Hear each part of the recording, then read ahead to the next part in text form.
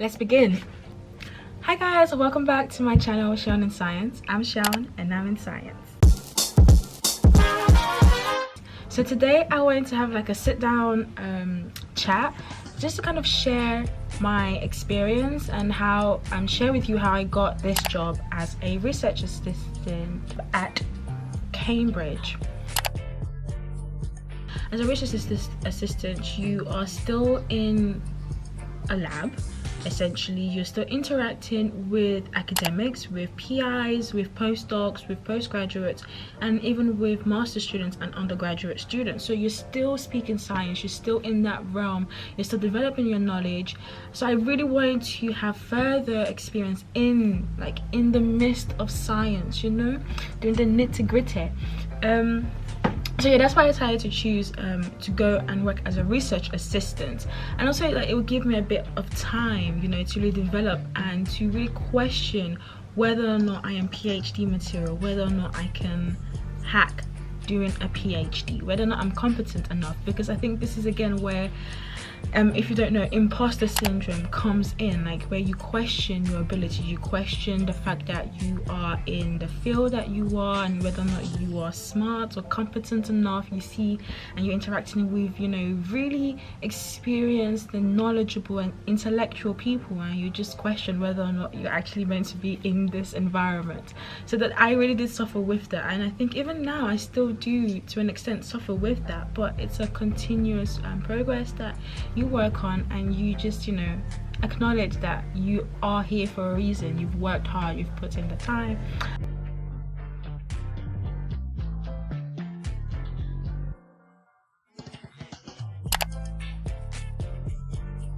Yeah, so now I'm gonna go into how and where I found jobs. So now that I know that I wanted to work as a research assistant, I knew that I wanted to work in institutions. So if, you know, the goal at the end of a year, 2 or 3 years working as a research assistant is to then move into a PhD setting, I did what I wanted to work in an institution.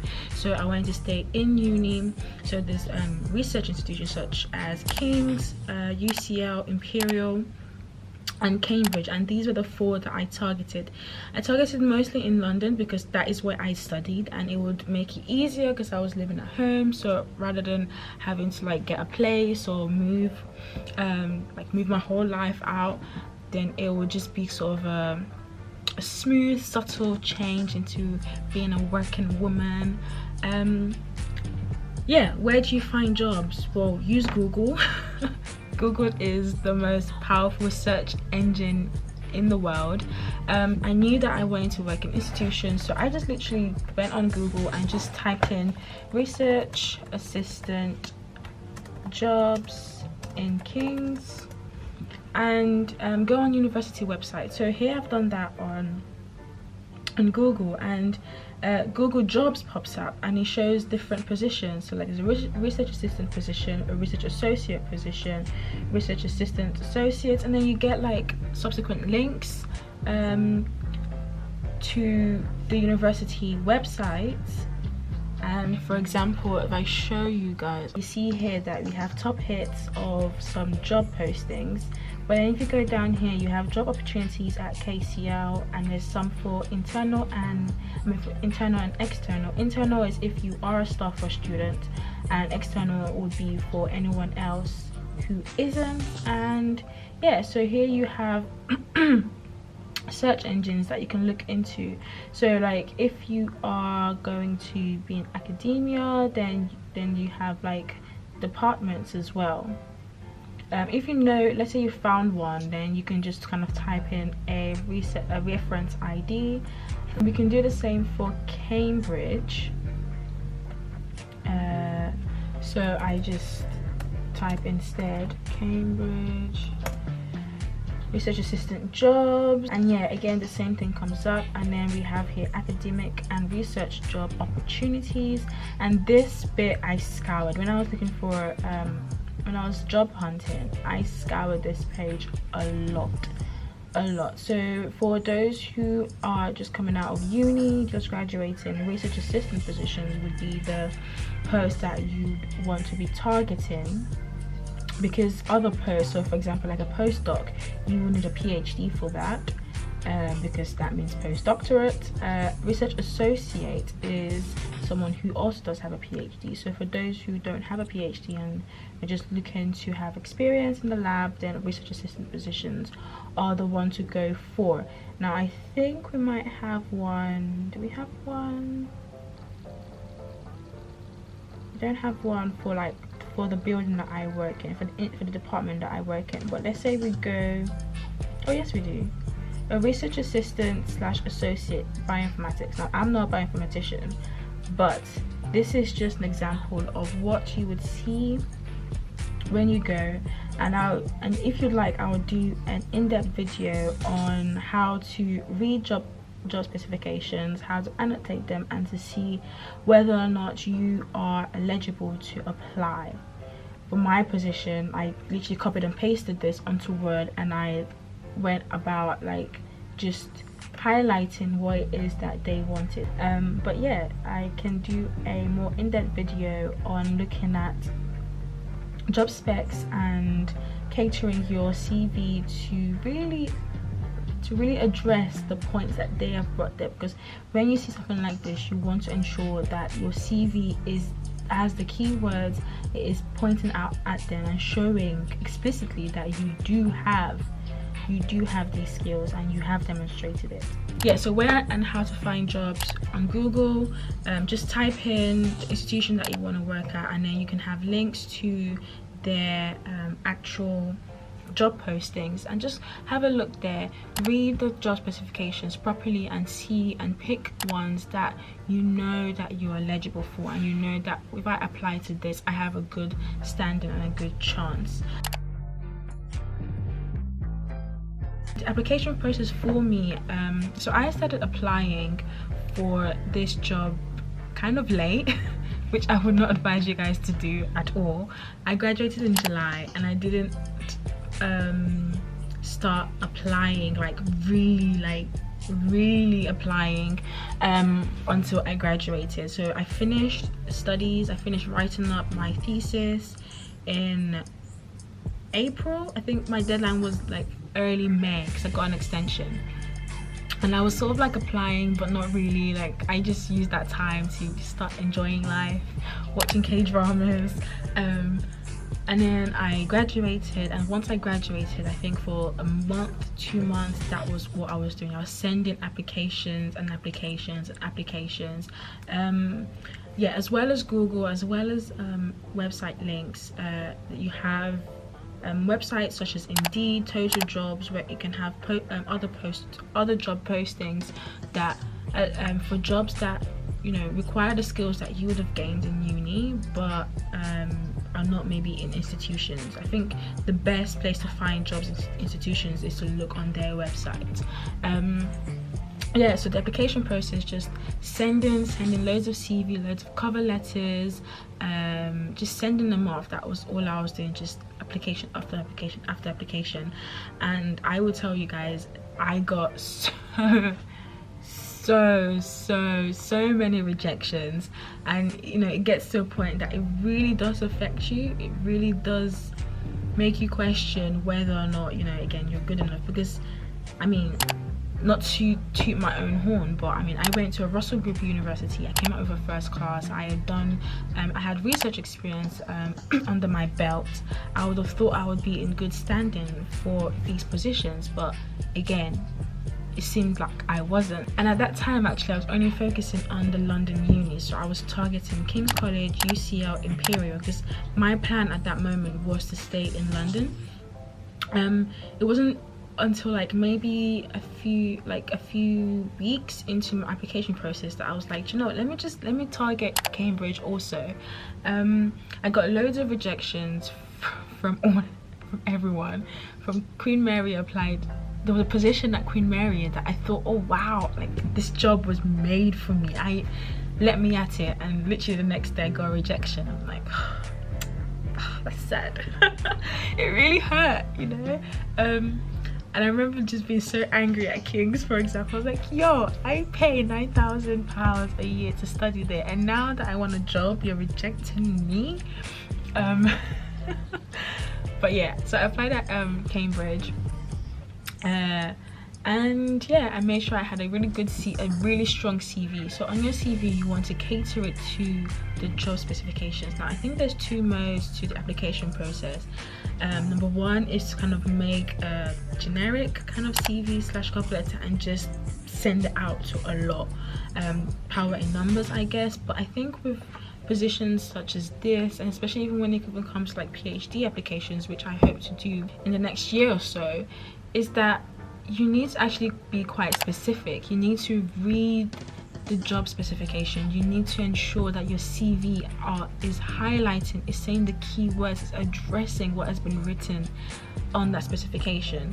You need to ensure that your CV is also showing you in regards to your academics and having a strong educational background, but then also that you are actually a human being. You're someone who's competent, you're someone who's able to interact and work and communicate with other people. Because one thing especially that I've learned in my position is that working in science is also a collaborative thing. Obviously, you need to be a strong individual. You need to be someone who's independent and who can think and who can plan and who can foresee, but you also need to be able to collaborate with other scientists. There's so much importance in communication, in working as a team, and also celebrate yourself a little bit. In my CV, I mentioned that I'm passionate with music, so I've been playing keyboard / piano for a number of years, and I entered a competition a few years back where I won Young Musician of the Year.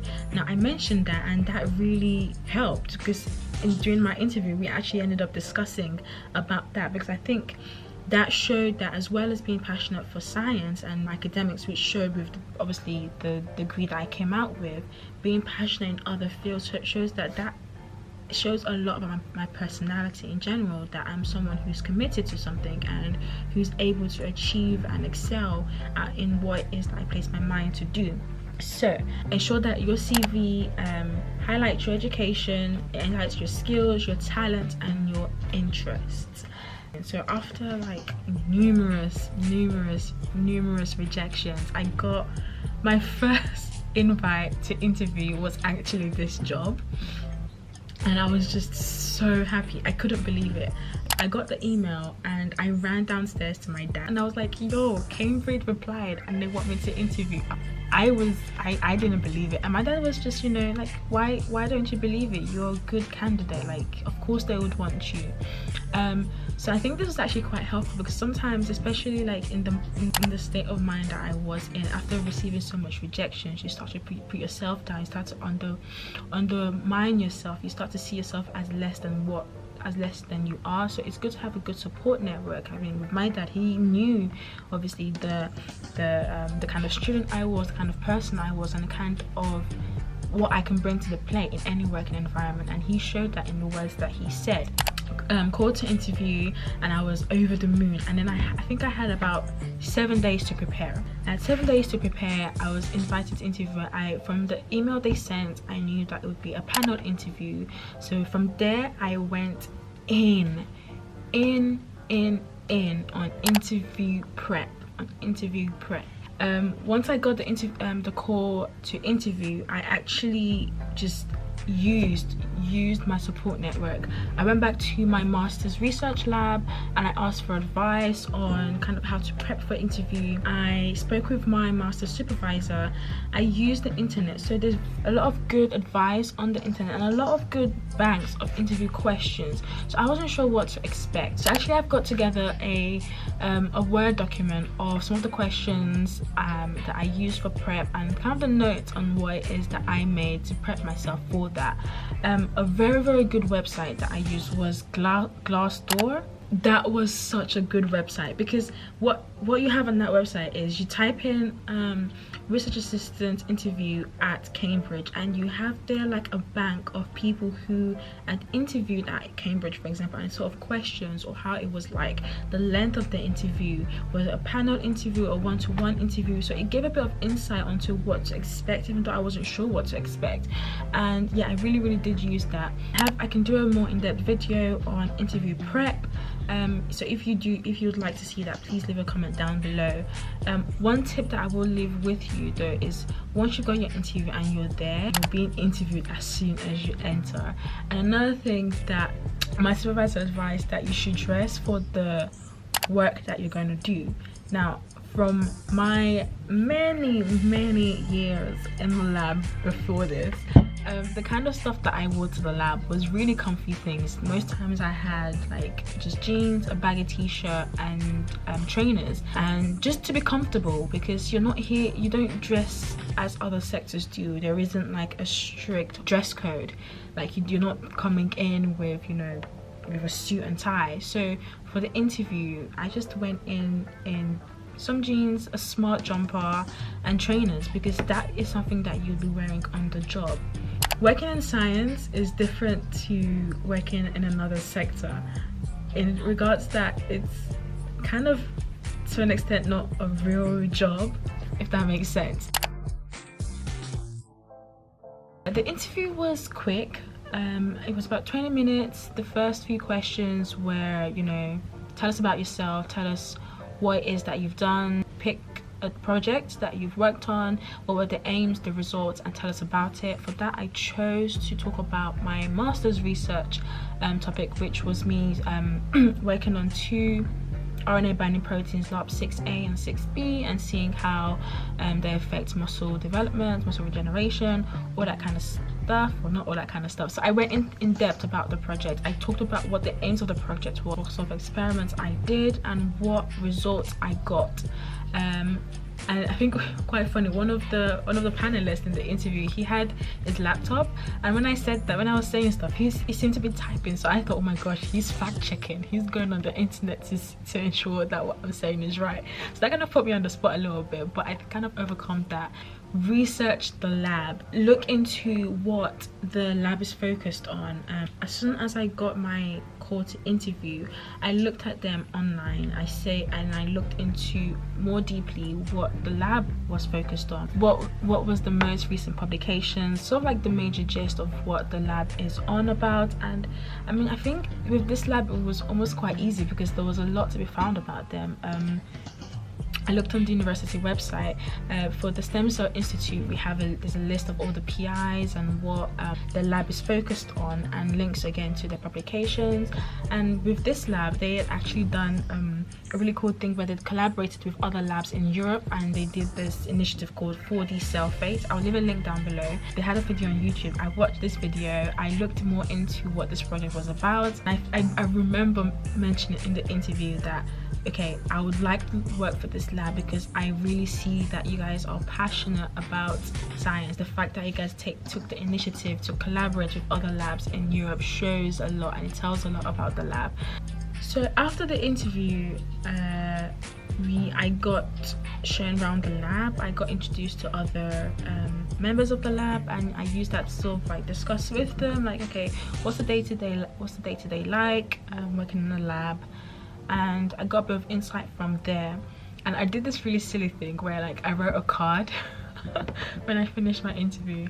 I wrote a card just being like, oh, thank you for interviewing me, I look forward to working with you, and I gave it to the receptionist to give to my boss. And after the interview, I just felt like, oh, I was looking back, I was quite harsh on myself. I was like, oh, I don't know if I did that well. It was my first interview, and I had the mindset of like, okay, if I don't get this job, then it's good practice. And I realized that I had forgotten to ask when I would get the news back, like when I would get the outcome of the interview. So I remember speaking to my dad on my way back, and I was like, oh man, I forgot to ask. So now I'm just literally in suspense mode, because when would I hear back? And literally, guys, 4 hours later, I got an email from my boss saying, oh, I got the job. And I was like,